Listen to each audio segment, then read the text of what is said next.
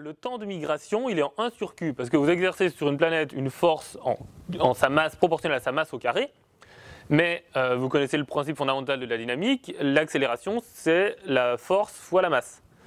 Non, masse fois accélération égale force, pardon, bien sûr, F égale ma. Et si F est en m carré, eh bien A est en m. Donc ça veut dire que les planètes les plus lourdes bougent le plus vite. Et donc leur temps de migration est plus court. Le temps de migration, il est donc en 1 sur Q.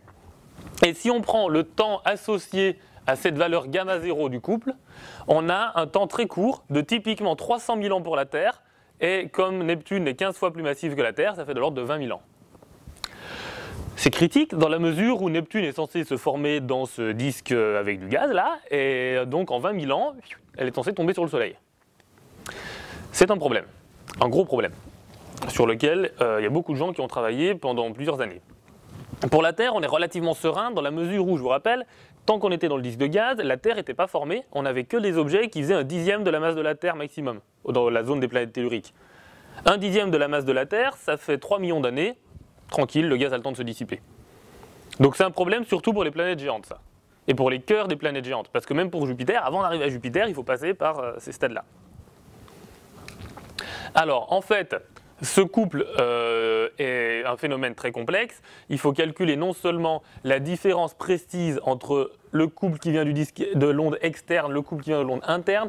Il y a aussi des phénomènes autour de l'orbite de la planète. Je vous passe tous les détails parce que c'est technique. Mais ce qu'il faut voir, c'est qu'en fait, le couple gamma, il est inférieur à gamma 0 fois ce coefficient. Ça, c'est le couple maximum qu'on peut avoir. Et parfois, on a moins que ça. Et en particulier, on peut changer de signe. Ce coefficient, c'est donc moins 0,64. Donc ça correspond à un couple négatif, ça veut dire perte de moment cinétique, perte d'énergie, migration vers l'étoile. Moins 2,3 fois alpha sigma, où alpha sigma est la pente du profil de densité. Si sigma, la densité est proportionnelle à R puissance moins alpha sigma. C'est une loi de puissance. Donc typiquement, alpha sigma est de l'ordre de 1. Dans les disques protoplanétaires classiques, 1,5, 1, 0,5, ça dépend, quelque chose comme ça. L'ordre de grandeur, c'est 1. Donc on serait déjà là à moins 3 quasiment. Plus 2,8 fois bêta t, où bêta, c'est la pente du profil de température. T va être proportionnelle à la température à R puissance moins bêta. Et je lui ai dit que typiquement, bêta, c'est 1 en fait. La température est inversement proportionnelle à la distance à l'étoile. Et si on ajoute là, du coup, si on prend alpha sigma égale 1 et bêta t égale 1, on a quasiment 0. Ça veut dire que quand on est inférieur à ça, on a de bonnes chances de migrer vers l'intérieur. Mais ça dépend des propriétés locales du disque. Si à un moment dans le disque, il y a la densité qui remonte, par exemple, on va avoir un alpha sigma qui sera négatif, et à ce moment-là, pouf, on peut avoir un couple positif. De même pour la température. Il y a des endroits où la température est constante dans le disque. À ce moment-là, on a bêta t qui est égal à 0, et ça ne nous arrange pas, mais ça devrait. Pardon, des endroits où la température va descendre plus, enfin, on peut avoir bêta t qui varie, alpha sigma qui varie, et donc parfois le couple peut être positif. Et voici une carte de couple où vous avez dans un disque dont on a un disque réaliste, dont on a fait évoluer la densité, la température en fonction de la viscosité, de l'opacité, de l'éclairement de l'étoile, du chauffage visqueux, c'est des calculs précis là, c'est pas une loi de puissance. En fonction de la distance à l'étoile, le couple senti par une planète d'une certaine masse. Alors ça va dépendre de la masse de la planète parce qu'il y a des phénomènes de saturation qui font que parfois on atteint ce maximum, parfois on ne l'atteint pas. En gros, pour une planète de 10 à 20 masses terrestres, on va atteindre ce maximum, on a plus de chances de l'atteindre. Et donc vous voyez qu'il y a des zones où le couple est positif, c'est les zones qui sont entourées en noir, ça correspond aux couleurs orange à rouge, voire rose. Et des zones où le couple est négatif, c'est toutes les couleurs froides, jaune, vert, bleu. Donc dans ces zones jaune, vert, bleu, une planète migre vers l'intérieur. Dans les zones rouges, une planète migre vers l'extérieur. Donc vous voyez qu'une planète qui fait 15 masses terrestres, si elle se forme à 15 unités astronomiques, elle migre ici, et là, elle a un endroit d'équilibre stable. Si elle va un peu plus vers l'intérieur, elle sent un couple positif, elle repart vers l'extérieur. Si elle va un peu plus vers l'extérieur, elle sent un couple positif, elle repart vers l'intérieur. Un couple négatif ici, elle repart vers l'intérieur. De même, là, il y a une autre zone d'équilibre stable pour les planètes de 9 à 35 masses terrestres. Elles vont toutes s'agglomérer ici. Donc le mouvement la migration planétaire peut entraîner accumulation de matériel sur ce rayon d'équilibre et ça peut aussi être un moyen de faire grandir des cœurs de planètes géantes.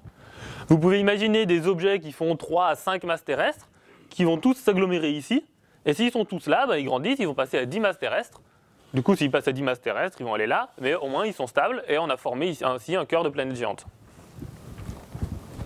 Donc la migration planétaire, ça fait bouger les planètes, mais pas toujours tomber dans l'étoile. C'est plus complexe que ça, on peut avoir ces zones de stabilité en fonction des propriétés du disque et en particulier en fonction des propriétés locales. Il faut bien voir que si le disque a des irrégularités, ça peut piéger les planètes, ce qui est très utile. Maintenant, pour une planète géante, alors une planète géante, la migration est plus simple parce que son interaction avec le disque est plus radicale. Voilà une planète géante, bam, elle fait un sillon dans le disque, c'est-à-dire que vous vous souvenez que la branche externe de l'onde spirale est capable de repousser la planète vers l'intérieur et la branche interne de l'onde spirale repousse la planète vers l'extérieur. Mais réciproquement, la planète repousse le gaz externe vers l'extérieur et le gaz interne vers l'intérieur. C'est une répulsion évidemment qui marche dans les deux sens. De même que cette branche-là va accélérer la planète va la freiner. Et si cette branche est freinée, elle perd du moment cinétique, elle tombe vers l'étoile. Alors tant que la planète est petite, peu importe, le gaz, c'est un gaz, la nature a horreur du vide, ça remplit tout, ça prend un profil lisse, que ce soit la viscosité ou la pression, ça s'étale. Mais quand la planète est suffisamment massive, le gaz est incapable de contrebalancer l'effet de la planète, et la planète ouvre un véritable sillon autour de son orbite, un grand trou comme ça. Et une fois qu'elle a fait ça, elle ne peut plus dériver par rapport au gaz comme on vient de le voir. Donc elle est au milieu du gaz, au milieu entre le disque interne et le disque externe qu'elle a bien coupé en deux. Et le gaz, lui, qu'est-ce qu'il fait? Il est en train d'accréter vers l'étoile, vous vous souvenez?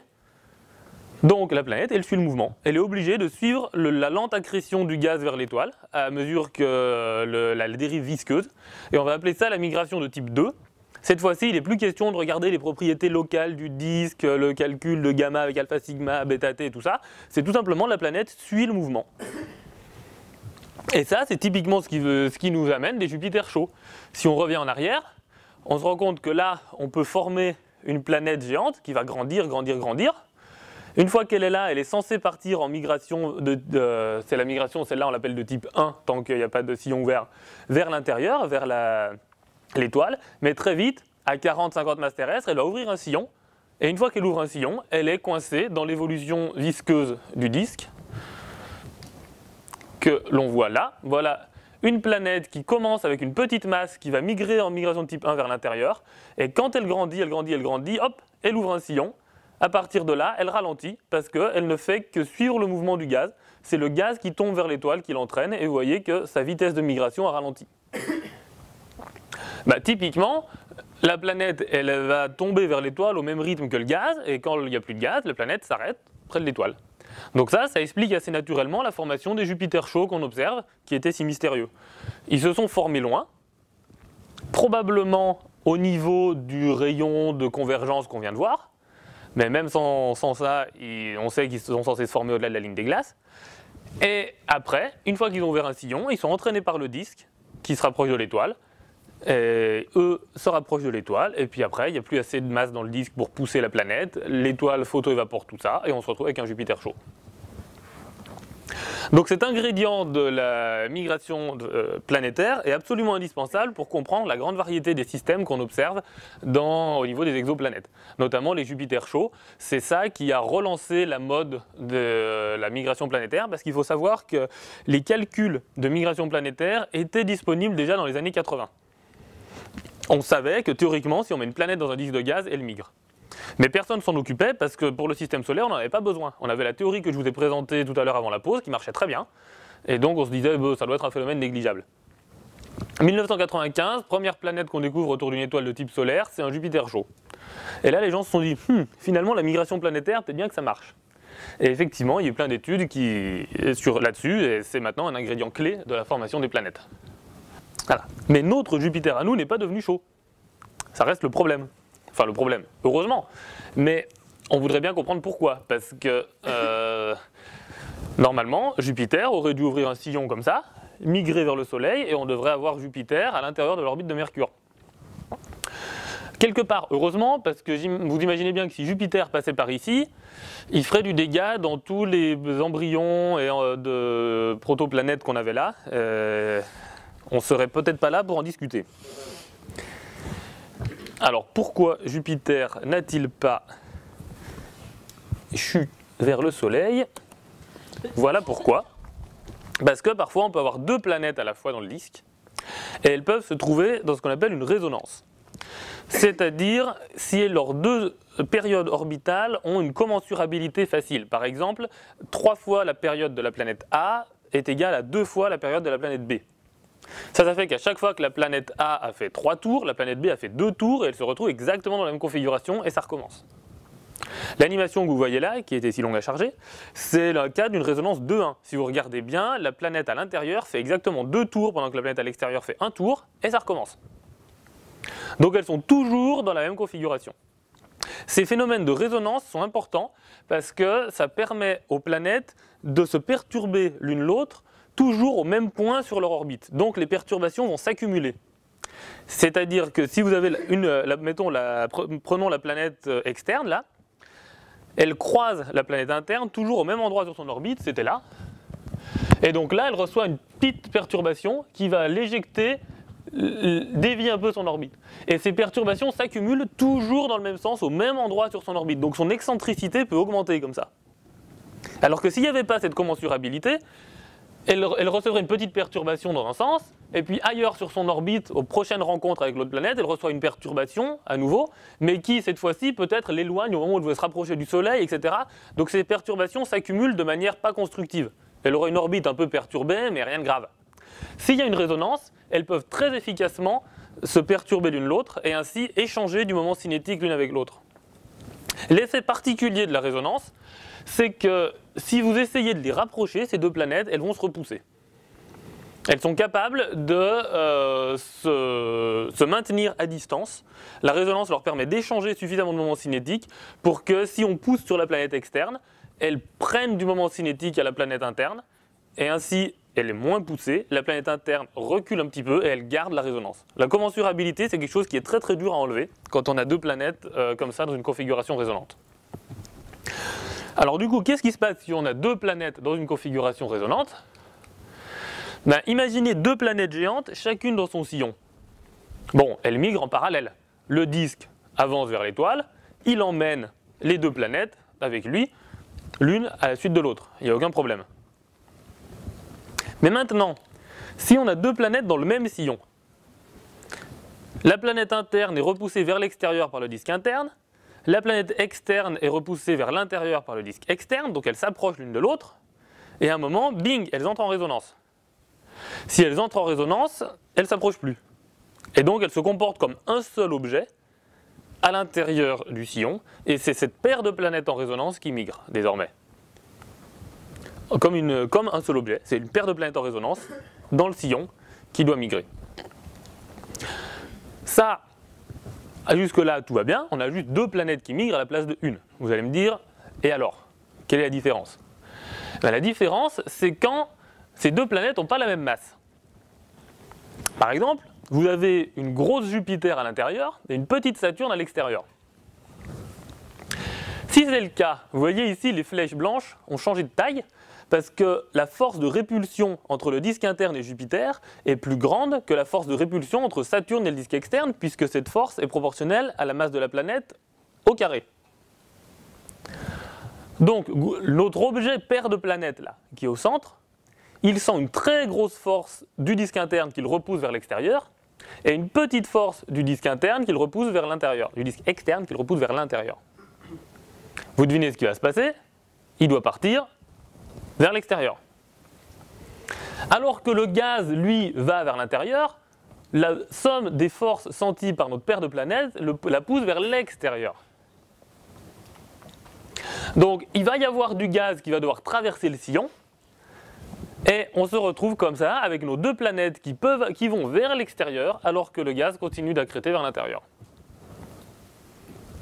Ça, c'est un phénomène qui a été trouvé par Massey Snellgrove en 2001, qui est très pratique dans le cas du système solaire.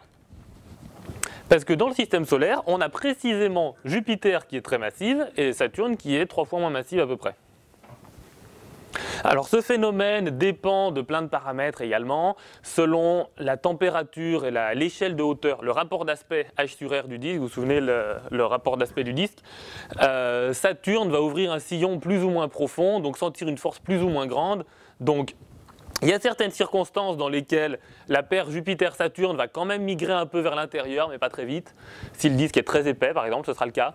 Si le disque est assez fin, Jupiter-Saturne vont partir bien vers l'extérieur. Si le disque a une certaine épaisseur, Jupiter et Saturne ne vont pas bouger. Quasiment. Ce qui est très pratique également. En fait, mon sujet de thèse avec Alessandro Morbidelli, c'était d'essayer de comprendre pourquoi Jupiter n'était pas devenu un Jupiter chaud. Et on avait proposé que l'échelle de hauteur du disque correspondait bien à la valeur qui permet à Jupiter et Saturne de ne pas bouger.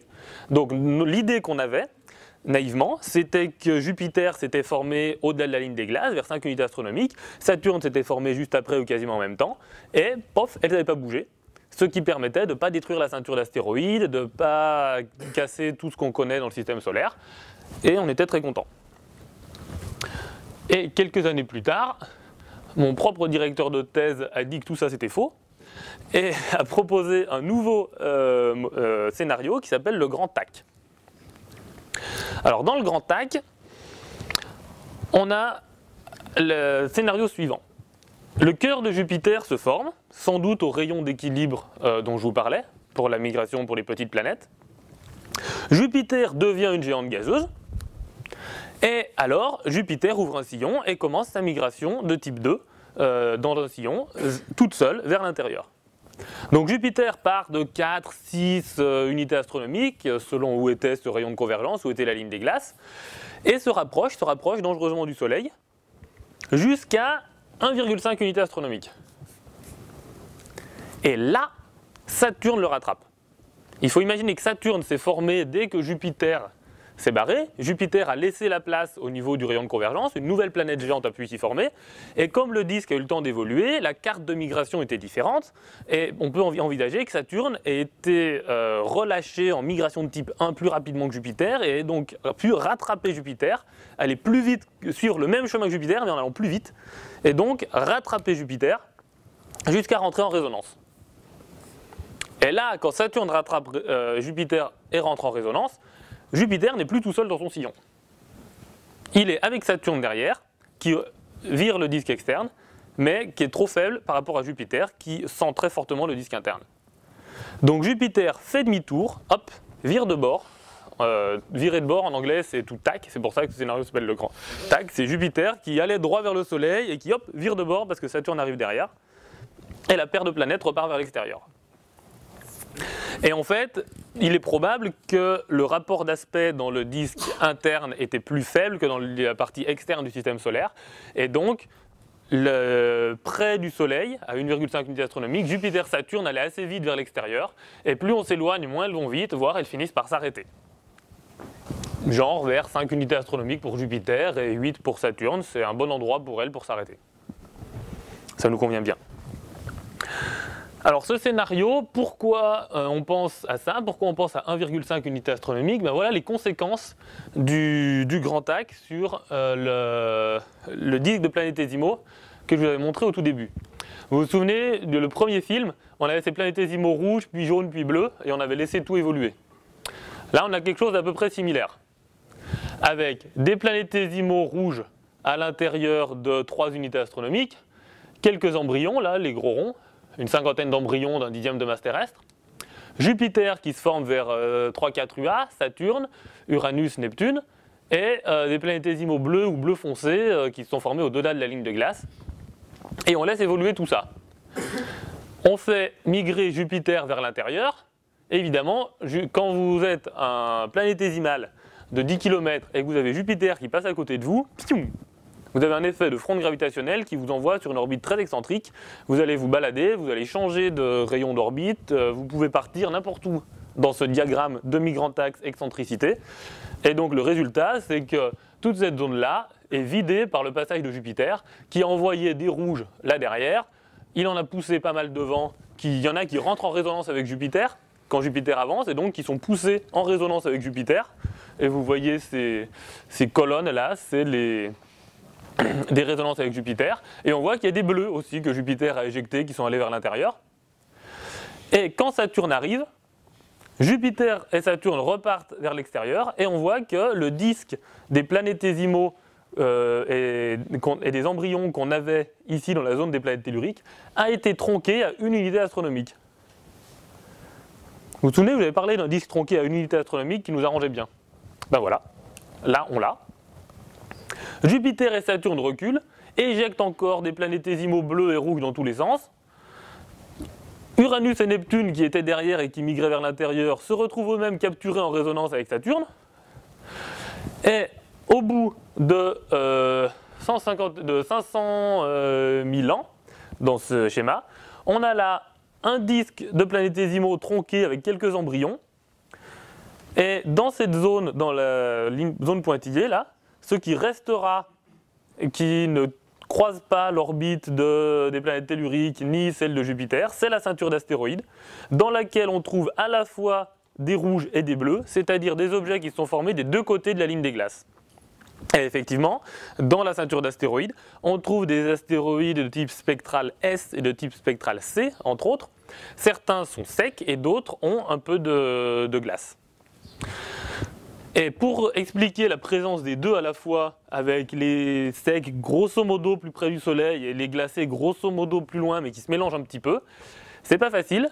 Il faudrait imaginer que la ligne de glace était pile poil là et que ça s'est un peu brassé. Ce modèle le reproduit très bien. Donc, ce modèle du grand arc est un peu construit ad hoc parce qu'il imagine que Jupiter et Saturne sont rentrés en résonance pile poil au bon moment avant de repartir en arrière. Mais il explique à la fois la troncature du disque de planétésimaux à une unité astronomique qui permet ensuite de former des planètes telluriques telles que Mars est bien petite comme il faut, alors qu'avant on n'y arrivait pas. En même temps, on a eu apport de l'eau dans cette région des planètes telluriques parce que Jupiter nous a éjecté des planétésimaux hydratés par là, on les voit là, les bleus. Tout cela, ils vont rentrer dans la composition des planètes telluriques qu'on voit à la fin. Et ça permet d'expliquer aussi la structure de la ceinture des astéroïdes, de la ceinture principale entre Mars et Jupiter. Donc rajouter cette migration de Jupiter et Saturne dans le système solaire, ça permet d'expliquer bien des choses. Et de toute façon, il fallait bien que Jupiter migre, hein. C'est physique, quand on met une planète dans un disque de gaz, elle migre. Donc ce scénario qui a été publié en 2011 est très attractif pour le système solaire, même si on voit qu'il y a un côté coup de bol quand même qui intervient pour nous. Et donc on peut faire des simulations numériques où on met les 4 planètes géantes dans un disque de gaz. Voilà un exemple là d'une simulation que j'avais faite avec Jupiter et Saturne qui sont dans un sillon commun, et puis Uranus et Neptune qui arrivent derrière et qui vont rentrer en résonance avec Jupiter et Saturne. Et on peut regarder ce que ça donne. Vous voyez déjà que Uranus est à peu près à 10 unités astronomiques du Soleil ici, peut-être 12, et Neptune à une vingtaine, alors que ce n'est pas le cas maintenant. En fait, les géantes de glace, elles vont se rapprocher parce qu'elles migrent, et elles entrent en résonance à leur tour avec Saturne et Jupiter. Vous avez là 2 exemples où elles se rapprochent, c'est leur demi-grand axe, donc rayon de l'orbite en fonction du temps. Là, on a Jupiter et Saturne qui sont entrés dans une configuration où elles ne migrent quasiment pas. Elles sont en résonance dans un disque avec les paramètres tels qu'elles migrent quasiment pas. Et Uranus s'approche, Neptune s'approche, et elles sont bloquées par la présence des 2 géantes. Ici, Jupiter et Saturne vont légèrement vers l'extérieur. On n'est plus dans une configuration type grand arc là.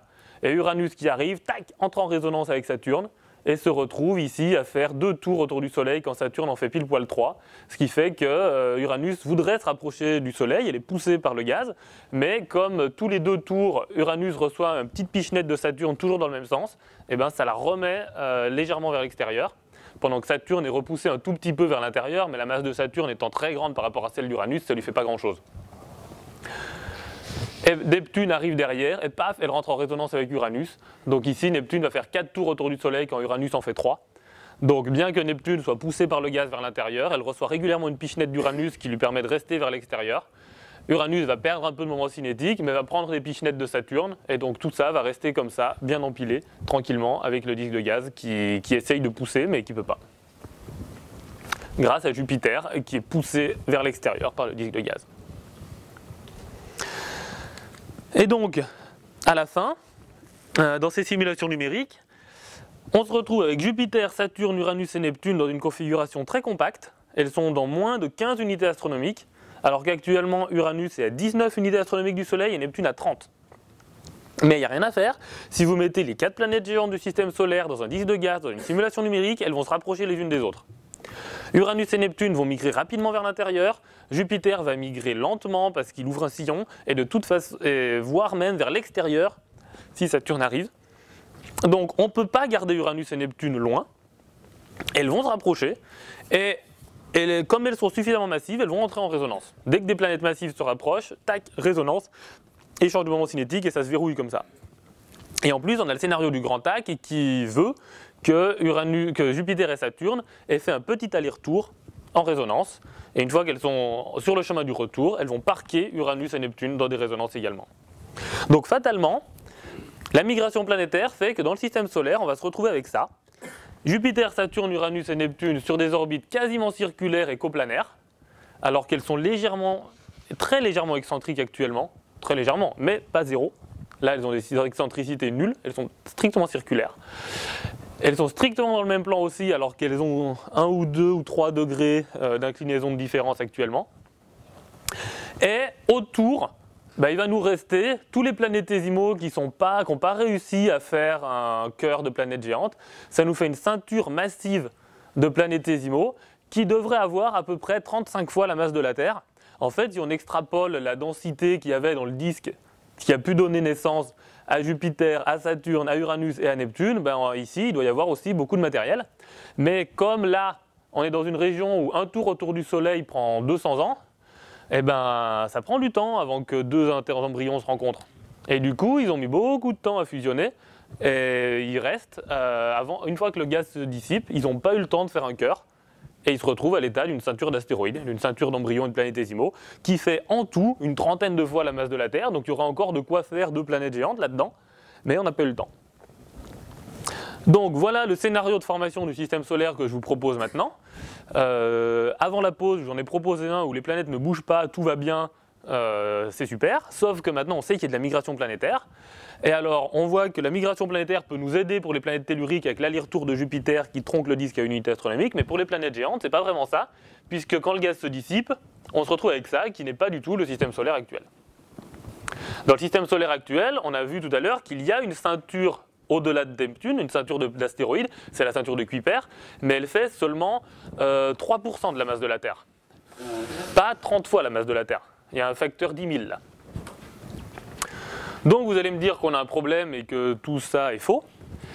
Vous auriez bien raison, mais regardez ce qui se passe et si on laisse évoluer ce système-là, ce système des 4 planètes géantes avec une ceinture d'astéroïdes autour, pendant longtemps, après dissipation du gaz. La migration planétaire a eu lieu, on a parqué les planètes comme ça, maintenant le gaz se dissipe. Qu'est-ce qui se passe? Voilà ce qui se passe. Voilà. Regardez bien ce film. Il faut le suivre attentivement parce qu'à 800 millions d'années, il va se passer quelque chose. On est déjà à 170. Ces astéroïdes-là, ces planétésimaux, parfois ils croisent l'orbite de Neptune, qui les éjecte et qui bougent un petit peu. Et puis, si Neptune les éjecte vers l'intérieur, elle va les passer à Uranus, qui les éjecte, qui va les passer à Saturne, qui les éjecte, qui les passe à Jupiter, qui les éjecte hors du système solaire. Donc par réaction, Uranus, Neptune et Saturne partent légèrement vers l'extérieur et Jupiter légèrement vers l'intérieur. Petit à petit, progressivement, ces orbites se modifient un petit peu. Et du coup, au lieu que ça soit stable, la configuration de Jupiter, Uranus et Neptune, ça va s'approcher d'une configuration instable. Vous voyez déjà l'orbite de Saturne là qui tressaute, qui va devenir excentrique et qui va perturber encore plus les planétésimaux. Et tout d'un coup, bam! À un moment, Jupiter et Saturne entrent dans une configuration vraiment instable où elles deviennent très excentriques, ce qui perturbe l'orbite d'Uranus et Neptune qui deviennent très excentriques également. Et si elles sont excentriques, tous les planétésimaux vont se mettre à devenir excentriques, donc à croiser les orbites de Saturne, Uranus, Neptune, tout ça, donc à amplifier le phénomène. qui rend les planètes encore plus excentriques, etc., etc. Ça s'emballe, et toute la ceinture qui était autour de Neptune est déstabilisée d'un coup. Les planètes géantes ont des rencontres proches entre elles. Je ne sais pas si vous avez fait attention, mais avant, la violette était à l'extérieur et le bleu ciel était à l'intérieur. Là, elles se sont rencontrées et hop, elles ont échangé d'orbite. Et on se retrouve avec une configuration radicalement différente de celle qu'il y avait avant. Après pourtant une phase calme. On a eu une phase calme pendant 600 millions d'années, 800 millions d'années, pendant laquelle il ne s'est quasiment rien passé. Et puis tout d'un coup, à force de petites perturbations accumulées, cette configuration avec 4 planètes géantes très proches l'une de l'autre a fini par devenir instable. Et voilà là la configuration initiale. À 800 millions d'années, ça avait à peine bougé. Et 880 millions d'années dans cette simulation, grosse instabilité. Les planètes géantes ont des orbites excentriques qui parfois se croisent. Tout le disque de Planétésimaux est secoué, éjecté. On en a qui partent dans tous les sens.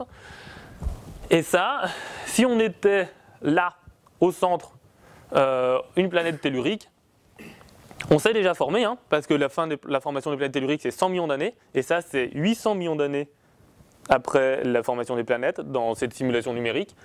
Mais dans le système solaire, on pense que ça a eu lieu 600 millions d'années après la formation des planètes. Et là, on a un grand bombardement tardif. On était tranquille, peinard. Entre là et là, on a pris quelques météorites, quelques astéroïdes sur le coin de la figure parce qu'il en restait quelques-uns qui ne sont pas tout à fait dissipés, mais enfin rien de grave. Et tout d'un coup, sans qu'on ait rien demandé à personne, on se prend un nuage d'objets de Kuiper, blam! Et après, ça se calme. Et bien ça, c'est le grand bombardement tardif qui explique les mers sur la Lune. Les mers sur la Lune, c'est ces grands cratères qui sont en fait d'océans de basalte fondus et solidifiés. Ça fait ces taches bien sombres, bien lisses qu'on voit sur la surface de la Lune. C'est dû à des impacts d'astéroïdes qui faisaient à peu près 1/10 de la taille de ces bassins. Donc c'est des impacts géants. Enfin géants, des gros impacts. Et on a daté ces gros impacts en envoyant des astronautes américains ramasser les cailloux sur la Lune. On a analysé les cailloux. Tous ces impacts ont un âge d'environ 3,9 milliards d'années. Tous ces bassins. Ça veut dire que le bombardement de la Lune n'a pas été régulier avec un gros bassin qui se fait tous les milliards d'années tranquillement, mais ils sont tous tombés en même temps, et pas au moment juste après la formation de la Terre et de la Lune, non, 600 millions d'années après la formation de la Terre et de la Lune. Donc ça suggère qu'il y a eu une phase calme et un pic de bombardement, qui est ce qu'on appelait le grand bombardement tardif. D'ailleurs, il se trouve que sur la Terre, la roche la plus ancienne date de 3,8 milliards d'années. On a des minéraux plus anciens, des zircons qui datent de 4 milliards d'années, mais la roche la plus ancienne qu'on connaisse, c'est à Isua au Groenland, c'est 3,8 milliards d'années. Et effectivement, si on imagine le grand bombardement tardif sur la Lune, ça a fait quelques bassins d'impact, mais la Terre, elle est 80 fois plus massive que la Lune, donc elle a un focus gravitationnel 80 fois plus important, et donc elle en a pris encore plus sur la figure, et elle a probablement été complètement resurfacée. Toute la surface de la Terre a été fondue par des énormes impacts. Et on ne trouve pas de roche plus ancienne que ça. Vous me direz, ça pourrait être la tectonique des plaques, qui a tout avalé, mais enfin elle aurait pu aussi tout avaler jusqu'à 2 milliards d'années, c'est quand même une belle coïncidence qui reste la roche la plus ancienne à 3,8 milliards d'années. Alors qu'on date le bombardement tardif sur la Lune à 3,9. Donc il semble très probable qu'il y a eu un taux de bombardement en pic aux environs de 3,9 milliards d'années. Et la seule explication pour ça, c'est ce modèle d'une instabilité globale tardive dans la structure des planètes géantes, parce que c'est le seul moyen de déstabiliser un réservoir de petits corps suffisamment grand pour expliquer le taux de bombardement qu'on observe. Donc ce modèle d'instabilité globale tardive dans les orbites des planètes géantes s'appelle le modèle de Nice parce qu'il a été élaboré à l'observatoire de Nice par ces 4 chercheurs, Cléoménis Tsiganis, Rodney Gomez, Alessandro Morbidelli et Hal Levison, qui travaillaient tous les 4 à Nice en 2004. Maintenant il n'y a que Alessandro Morbidelli qui est encore à Nice, les autres sont retournés dans leurs instituts respectifs. Et ça a été publié dans la revue Nature en 2005, dans 3 articles à la suite, parce qu'il y en a un qui dit on explique le grand bombardement tardif par une instabilité globale tardive. C'est celui dont Gomez est premier auteur. Un autre dont Ménios Tsiganis est premier auteur qui montre qu'avec cette instabilité globale tardive, on reproduit la structure orbitale actuelle des planètes géantes, avec Neptune qui a 30 unités astronomiques, Uranus à 20, Jupiter et Saturne légèrement excentriques mais pas trop. On reproduit pile poil les bonnes caractéristiques en masse, en distance, excentricité et inclinaison des planètes géantes avec ce système-là, cette instabilité globale tardive. Et il y en a un dernier, dont Alessandro Morbidelli est premier auteur, qui montre que lors de ce grand bombardement tardif, il y a quelques astéroïdes qui ont pu rester capturés ici et là, c'est-à-dire faire les astéroïdes troyens de Jupiter. C'est une zone sur l'orbite de Jupiter qui est stable, une petite zone, à 60 degrés en avance et en retard de son orbite, où on peut se retrouver et continuer à orbiter autour du Soleil en restant perpétuellement 60 degrés en avance ou en retard par rapport à Jupiter. On trouve là certains astéroïdes qu'on appelle les Troyens. Et les Troyens de Jupiter étaient assez mystérieux dans le sens où ils ont parfois des inclinaisons qui vont jusqu'à 40 degrés. On se demandait bien comment ils avaient pu se former là. On imaginait que Jupiter les avait capturés dans le disque de gaz calmement, ça aurait été tout plat. Ben là, non. En fait, c'est lors de cette instabilité globale où il y avait des astéroïdes qui passaient dans tous les sens que certains se sont retrouvés capturés par Jupiter. D'autre part, parmi tous les astéroïdes et planétésimaux qui passent autour des planètes géantes, il y en a quelques-uns qui vont être capturés en orbite autour des planètes géantes. Et alors là, ils vont être capturés en orbite autour des planètes géantes, mais pas une belle orbite bien circulaire dans le plan de l'équateur de la planète géante. Ils sont capturés n'importe comment. C'est ce qu'on appelle les satellites irréguliers, qui ont des inclinaisons très variées et des orbites parfois rétrogrades et très excentriques. Ils peuvent être capturés à ce moment-là. Et la ceinture de Kuiper, enfin, on ne la voit pas très bien ici, mais il reste quelques planétésimaux à l'extérieur de l'orbite de Neptune. Et bien, la structure de cette ceinture qui reste, sa répartition en demi-grand axe, en excentricité, sa masse totale, sa structure fine au niveau des propriétés physiques de l'origine des astéroïdes, s'explique très bien dans le cadre de ce modèle. Donc le modèle de Nice est maintenant adopté par la plupart de la communauté des planétologues, des gens qui font de la formation planétaire. Donc c'est considéré comme un fait maintenant quasiment que le grand bombardement tardif a été causé par une instabilité globale tardive dans les planètes géantes. Le grand TAC étant plus récent, n'est pas encore complètement adopté au sens où c'est normal, il y a encore des gens qui contestent, qui pensent que ça ne s'est pas passé comme ça, et ils ont peut-être bien raison. C'est de la recherche en cours, on n'a pas exploré toutes les pistes, toutes les conséquences positives ou négatives qu'a le grand TAC, mais une chose est certaine, c'est que quand les planètes géantes du système solaire se forment dans un disque de gaz, elles migrent. Toutes les planètes qui se forment dans un disque de gaz, elles migrent. Et donc les planètes géantes du système solaire se sont très probablement retrouvées dans une configuration compacte et sur des orbites circulaires, après dissipation du disque de gaz qui ressemblait à ça. Et après, l'évolution de ça, pour arriver à ça, ça passe par là. Et avec un peu de chance, ça se passe 600 millions d'années après la formation des planètes telluriques, ce qui correspond à la datation des bassins sur la Lune. Donc on revient à la conclusion que je vous avais donnée tout à l'heure, qui est que les planètes se forment dans des disques de gaz et de poussière autour des étoiles jaunes, en quelques millions d'années, dans un plan autour de l'étoile, et je rajoute avec migration, qui est un élément important. Et dans le système solaire, la migration en aller-retour de Jupiter et Saturne, le grand TAC, a parqué les planètes géantes dans une configuration compacte, et nous permet d'expliquer la petite taille de Mars. Ensuite, une fois le disque de gaz dissipé, après 600 millions d'années d'évolution relativement calme, une instabilité globale a donné au système sa structure actuelle. Et là, on comprend déjà comment le système solaire s'est formé, mais on voit aussi une grande variété des architectures de systèmes planétaires possibles.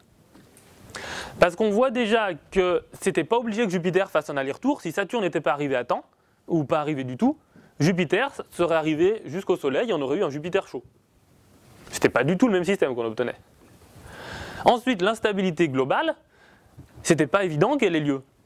Et il aurait très bien pu y avoir une ceinture initiale autour de planétésimaux autour de ce système qui n'était pas assez massive pour le déstabiliser.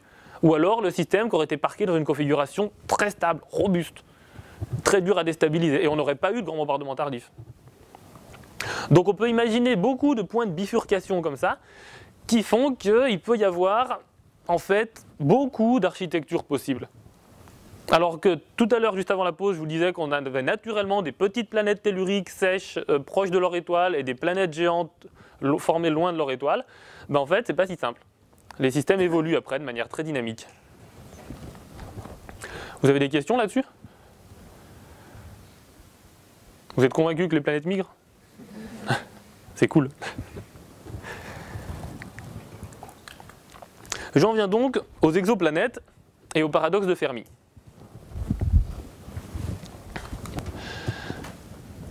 Pour commencer à parler des exoplanètes, j'aime bien citer Giordano Bruno, qui a écrit en 1574 « Il y a d'innombrables soleils et d'innombrables terres, toutes tournant autour de leur soleil comme le font les 7 planètes de notre système. » À l'époque, il en connaissait 7.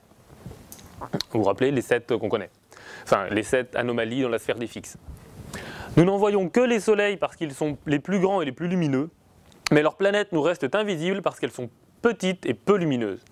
Les innombrables mondes de l'univers ne sont pas pires et moins habités que notre Terre.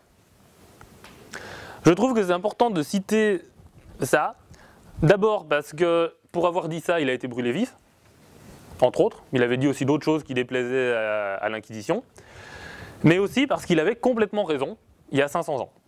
C'est exactement ça.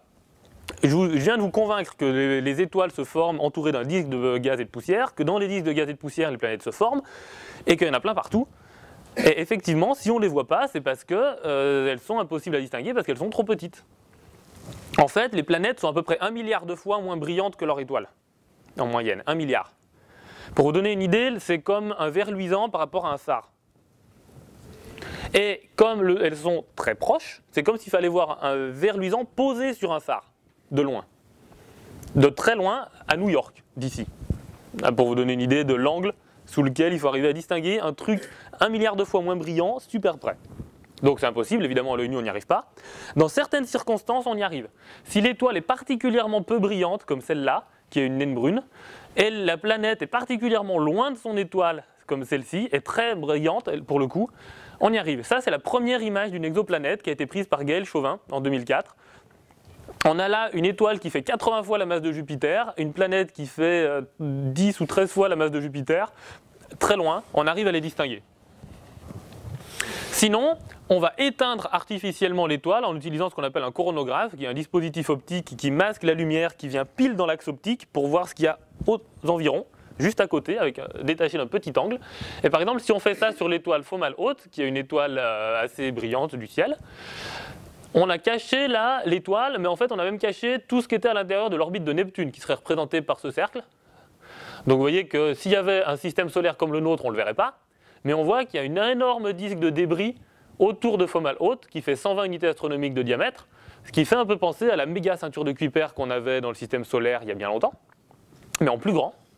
Et si on regarde très attentivement cette image, là il y a un petit point, qui n'a l'air de rien, mais qui était là en 2006 et en 2004 dans 2 observations consécutives. Donc c'est pas une étoile d'arrière-plan, parce que Fomalhaut elle bouge dans le ciel, les étoiles d'arrière-plan ont aussi leur mouvement propre, et donc si ça c'était une étoile d'arrière-plan, il ne serait pas là 2 ans après.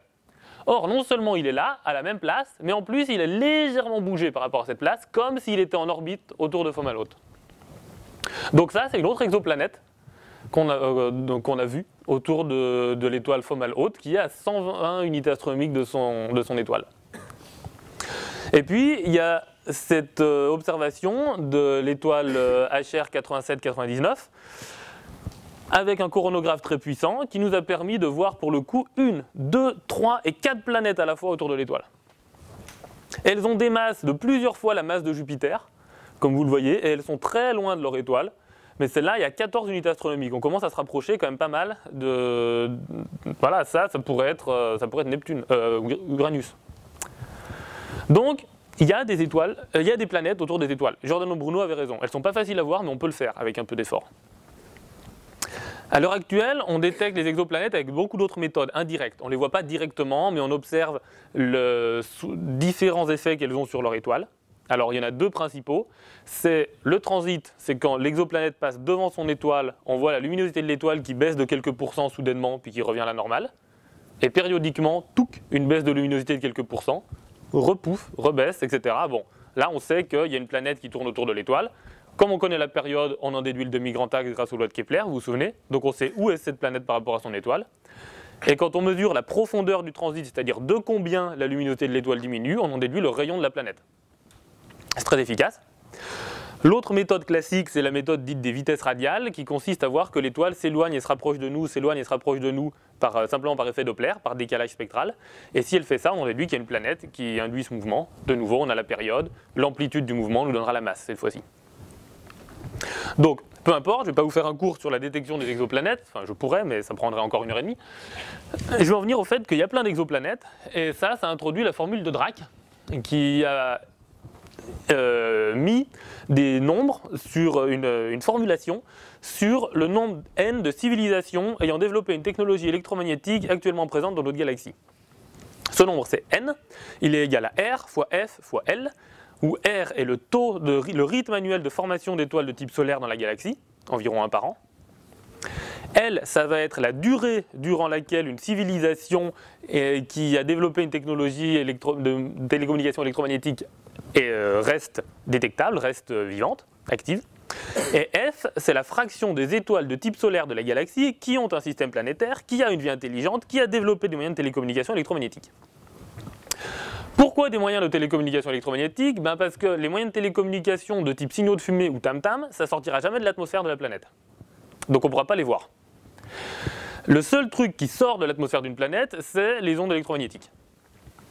Et par exemple, vous savez que la sonde européenne Huygens s'est posée sur Titan. Elle a traversé l'atmosphère de Titan en parachute, elle analysait l'atmosphère de Titan, elle émettait des données à la sonde Cassini qui était en orbite autour de Saturne, qui ensuite les retransmettait à la Terre, parce que Cassini avait une antenne puissante, alors que Huygens avait à peine la puissance d'un téléphone portable. Cassini a continué son orbite autour de Saturne et a perdu le contact avec Huygens, mais Huygens ne le savait pas et a continué à émettre dans le vide. Depuis la Terre, avec le grand radiotélescope d'Arecibo, que vous avez certainement vu ne serait-ce que dans James Bond, on a réussi à percevoir l'émission de Huygens. On n'a pas pu la décoder parce que le son était très très bruité, mais on a perçu l'émission de Huygens. Ça veut dire que s'il y avait des extraterrestres dans le système solaire qui avaient développé un réseau de téléphones portables, on les aurait captés. On ne les a pas captés, ça veut dire que dans le système solaire, il n'y a pas une autre civilisation qui utilise des téléphones portables. On me dirait, on le saurait. Mais vous voyez l'intérêt de considérer les civilisations qui ont des moyens de télécommunication électromagnétique.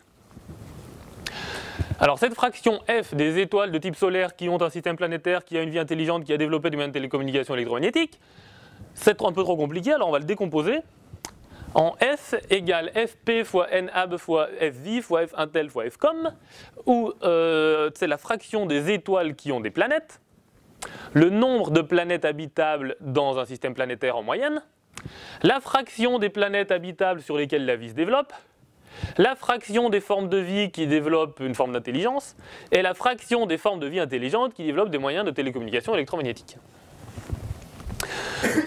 Au final, on en revient à multiplier l'infini par 0. C'est un peu ça, mais sauf qu'on quantifie un peu chacun des facteurs. Le rythme de formation des étoiles, la fraction des étoiles qui ont des planètes et le nombre de planètes habitables par système, c'est des facteurs astronomiques, c'est les mieux connus, c'est ceux dont je vais vous parler maintenant. La fraction des planètes habitables qui développent la vie et la fraction des formes de vie qui se développent vers une vie intelligente, c'est des facteurs biologiques qui sont fascinants, qui sont au cœur de cette école, mais sur lesquels je suis beaucoup moins spécialiste. Et la fraction des formes de vie intelligentes qui développent des moyens de télécommunication électromagnétique et la durée de vie de ces civilisations sont des facteurs sociologiques qui sont également fascinants, mais que je connais encore moins bien. Revenons aux exoplanètes. On connaissait 0 exoplanète en 93 et on est passé à plus de 1000 en octobre 2013. Le cap des 1000 a été franchi en octobre 2013 et on approche des 2000 maintenant, en février 2015. C'est une progression fulgurante, une croissance, vous voyez le nombre de planètes détectées par an, c'est une croissance exponentielle. En échelle log, on se rend compte qu'on est passé de 1 par an à 10 par an à 100 par an et on en est bientôt à 1000 par an. Ça va très vite. Et donc voici les 1000 premières exoplanètes qu'on connaissait. Je vous ai déjà parlé des Jupiters chauds, qui sont ces planètes très massives, très près de leur étoile, qui sont donc très faciles à détecter par la méthode des transits ou des vitesses radiales. C'est les premières qu'on a trouvées. Nous avons aussi des planètes géantes assez normales, à quelques unités astronomiques de leur étoile, qui ne choquent personne. Nous avons aussi ces planètes géantes très loin de leur étoile qu'on a vues par imagerie directe tout à l'heure. C'est celles qu'on va appeler des Jupiters froids. Là, il y a une zone où il n'y a rien, mais ce n'est pas parce qu'il n'y a rien, c'est parce que c'est les plus durs à détecter. Plus une planète est petite, plus elle est dure à détecter, plus elle est loin de son étoile, moins il y a de chances qu'elle transite, et plus le mouvement de la vitesse qu'elle induit sur son étoile est faible. Donc ça, il faut bien le prendre comme un biais observationnel, ce n'est pas une preuve qu'il n'y a rien ici. Et ça, c'est juste pour faire les anneaux olympiques. C'est un moyen mnémotechnique. Si on classe ces 1000 exoplanètes confirmées, ces 1000 premières exoplanètes confirmées en différentes catégories, vous voyez qu'on a 727 géantes qui sont de masse jovienne. C'est les plus faciles à détecter. On en a quand même 150 qui sont de type Neptune, donc genre 15 fois la masse de la Terre. On en a une centaine qui sont de type super-terrestre. Alors ça, c'est un truc, il n'y en a pas dans le système solaire. C'est totalement inconnu, c'est nouveau, on ne sait pas à quoi ça ressemble. Ça fait 4 fois la masse de la Terre à peu près, peut-être 2 fois le rayon de la Terre. Sans doute que c'est une sorte de super-Terre avec de la glace, peut-être une petite atmosphère d'hydrogène et d'hélium, mais beaucoup plus petite que pour Neptune. C'est un sujet fascinant. On en connaît une dizaine de masses terrestres et une dizaine plus petites que la Terre, c'est tout, parce que c'est le plus dur à détecter. Concrètement, si on veut faire une classification un peu plus raisonnable que les anneaux olympiques, on retrouve les Jupiters chauds, les géantes normales, les Jupiters froids, et là plein de Neptunes chauds, les 150 Neptunes dont je vous parlais. Vous voyez qu'on retrouve cette idée que je vous avais montrée dans la formation des planètes géantes en 3 phases, que s'arrêter à 50 masses terrestres, c'est pas facile. On passe très rapidement d'une vingtaine de masses terrestres, les Neptunes, à plusieurs centaines, les géantes. Et là, il y a quasiment un désert en hauteur là. C'est tout à fait en accord avec le modèle d'accrétion de Kerr qui prédit qu'il n'y a pas grand-chose qui a ce genre de masse là. Il y en a quelques-unes bien sûr, mais il y en a beaucoup moins que tous les géantes ou toutes les Neptunes. Et bien sûr, ce qui est le plus intéressant, c'est des planètes telluriques, bien solides sur lesquelles la vie peut se poser, à une bonne distance de leur étoile, pour qu'il y ait de l'eau liquide. Donc c'est là, on ne sait pas encore, mais probablement que dans 10 ans, on aura rempli cette partie du diagramme, au rythme où ça va. Peut-être même avant 10 ans. Et donc je parlais d'habitable, de planètes habitables, on veut que ça soit une planète tellurique. La vie dans les systèmes de type atmosphère de Jupiter ou Saturne, je ne dis pas que c'est impossible, mais ça correspond beaucoup moins à ce qu'on connaît sur Terre, donc c'est pas facile de s'imaginer ça.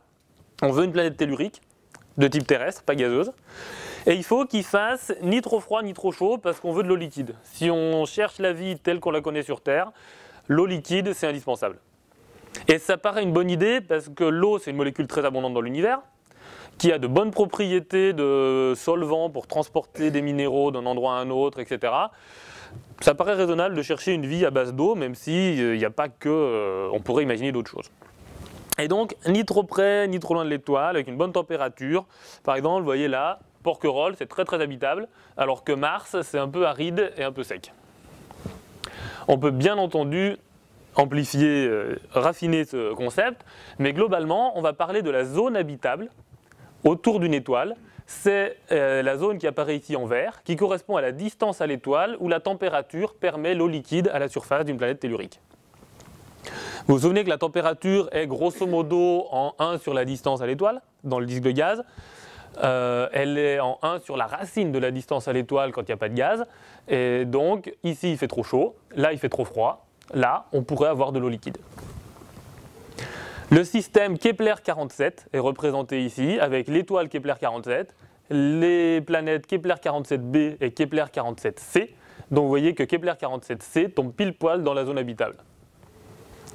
À titre de comparaison, le système solaire ressemble à ça, avec le Soleil, Mercure, Vénus qui serait à la limite chaude de la zone habitable, la Terre qui est bien dedans, et Mars qui est vers l'extérieur de la zone habitable. Vous voyez au passage que ce n'est pas parce qu'une planète est dans la zone habitable qu'elle est habitable. Mars n'est pas habitable, pourtant, d'après cette définition, elle serait dans la zone habitable, mais son atmosphère est trop fine, pas assez d'effet de serre, pas d'eau liquide à la surface possible.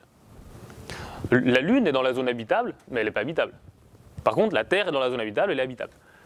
Donc être dans la zone habitable, c'est tout ce qu'on peut faire, c'est tout ce qu'on peut savoir sur les exoplanètes, et c'est déjà pas mal.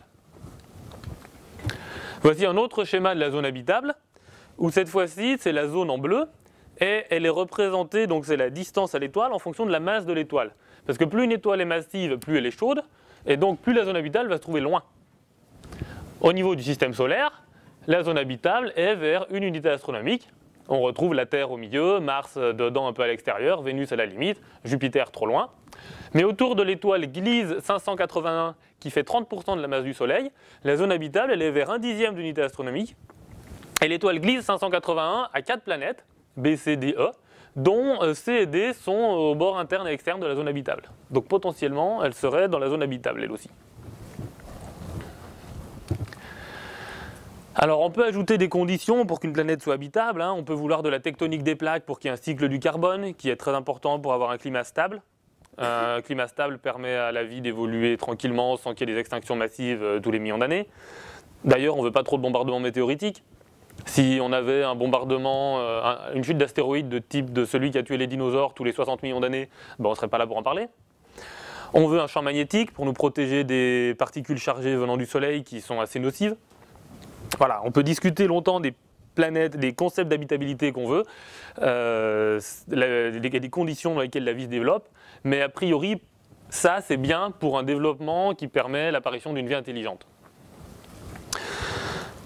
Et on sait que 25% au moins des étoiles ont une planète de type tellurique. Comment on sait ça? On a cherché des planètes autour des étoiles, on en a trouvé plein des géantes autour des étoiles, mais on n'a pas trouvé autour de chaque étoile. On en a trouvé autour de 2% des étoiles à peu près, des planètes plus grandes que Jupiter, entre Jupiter et Saturne, ou un peu plus petites que Saturne, dans chaque cas. Et celles-là, elles sont faciles à détecter, donc si on les a trouvées autour de 2% des étoiles, c'est que 2% des étoiles en ont. À peu près. Des planètes de type Neptune, on en a trouvé autour de 6,5% des étoiles. Pareil, c'est assez stable. Des planètes de type super-Terre, autour de 10% des étoiles, et c'est fiable. Des terres, on n'en a pas trouvé beaucoup, mais on en a trouvé, alors qu'on sait qu'on ne peut pas les voir toutes. Il faut des bonnes conditions, et il y en a plein qui sont à la limite de détection.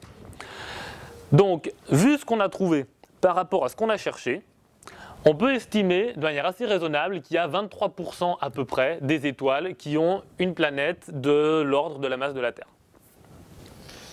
Ce chiffre va être raffiné à mesure que les techniques d'observation vont s'améliorer et qu'on va pouvoir réduire l'incertitude sur les taux de détection. Mais grosso modo, on peut y croire. Et comme il y a 200 milliards d'étoiles dans notre Voie lactée, ça nous fait 46 milliards de planètes telluriques. Au moins. Récemment, il y a un article qui est publié le 3 février 2015 qui estime qu'il y a 200 milliards de planètes dans la zone habitable, dont 1/6 serait rocheuse. C'est basé sur une extrapolation un petit peu fumeuse de la loi de Tithus-Bode, mais ils arrivent, en analysant les données du satellite Kepler, à penser qu'il y aurait donc, si on fait 200 milliards divisé par 6, ça fait 30 milliards de planètes telluriques dans la zone habitable. Alors que là, ils ne parlaient pas de la zone habitable. Donc encore plus de planètes dans la zone habitable qu'on ne le pensait. Alors si on revient à l'équation de Drake, ce fameux n qu'on cherche, le nombre de gens à qui on peut envoyer un email dans la galaxie, ou un texto, on peut le réécrire sous la forme np fois epsilon, où np serait le nombre de planètes et epsilon la fraction des planètes dans la galaxie qui abrite actuellement une civilisation ayant développé une technologie de télécommunication électromagnétique. np, c'est de l'ordre de 46 milliards. Et n est supérieur ou égal à 1. Ça, c'est des faits observationnels. 46 milliards étant une extrapolation, mais l'ordre de grandeur ne bougera pas beaucoup.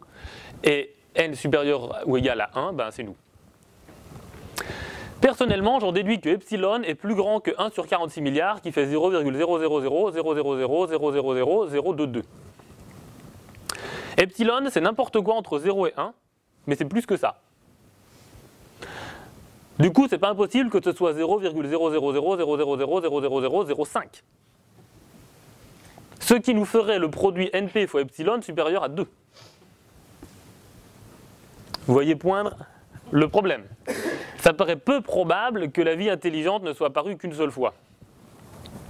Et sachant que les formes de vie intelligentes qui ont développé des moyens de télécommunication électromagnétiques sont probablement rares parmi toutes les formes de vie, la vie a dû apparaître de multiples fois, je suppose. Et là, voilà une petite chronologie de la vie qui vaut ce qu'elle vaut. Je ne suis pas biologiste, mais j'ai l'impression que c'est des étapes importantes. 14 milliards d'années, apparition de l'univers, le Big Bang. Il y a 4,5 milliards d'années, formation de la Terre. donc il y a déjà eu 2/3 de la vie de notre galaxie sans la Terre. 3,8 milliards d'années, première forme de vie enregistrée, unicellulaire. La photosynthèse est apparue il y a 3 milliards d'années. La première forme de vie pluricellulaire est apparue il y a 1,2 milliard d'années, si je ne m'abuse. Et l'explosion cambrienne, où la vie s'est beaucoup diversifiée, c'est il y a 600 millions d'années seulement. Les premières plantes terrestres datent de 480 millions d'années. Les premiers mammifères de 220 millions d'années, mais ils ont commencé à se développer qu'à la fin des dinosaures, il y a 65 millions d'années. Les premiers australopithèques sont apparus vers 3 millions d'années et ont commencé à maîtriser le feu il y a 400 000 ans environ. J'ai marqué en gras des étapes qui me paraissent importantes, capitales, et vous voyez qu'il y a à peu près un facteur 10 dans le temps entre toutes. On passe de 45 à 400, enfin 4500 millions, à 480 millions, à presque 40 millions, 3 millions, 400 000 ans, grosso modo. On peut faire la même chose avec les transports, les moyens de transport de l'homme. On a domestiqué le cheval il y a 4500 ans. Magellan a fait le premier tour du monde en 1520. La première montgolfière date de 1782, et un siècle après, en 1906, premier vol en avion. C'était un avion en toile et en balsa, hein. C'était un petit truc qui avait dû faire 500 mètres. Mais on a franchi le mur du son en 1947. En 1961, un homme a fait le tour de la Terre dans l'espace. En 1969, un homme s'est posé sur la Lune. En 1975, on a posé un robot sur Mars, la sonde Viking. En 2004, depuis 2004, on a la sonde Cassini qui est en orbite autour de Saturne et qui n'arrête pas de nous envoyer des données, des photos. En 2012, la sonde Voyager a quitté le système solaire. C'est l'objet le plus lointain jamais créé par l'homme, en emportant ce disque avec une photo et notre adresse au cas où quelqu'un le trouve, pour le renvoyer à l'expéditeur. Si on extrapole ça à la louche, vous voyez l'accélération prodigieuse de la vitesse avec laquelle on se transporte et de la distance à laquelle on va. Dans 10 000 ans, on a conquis la galaxie.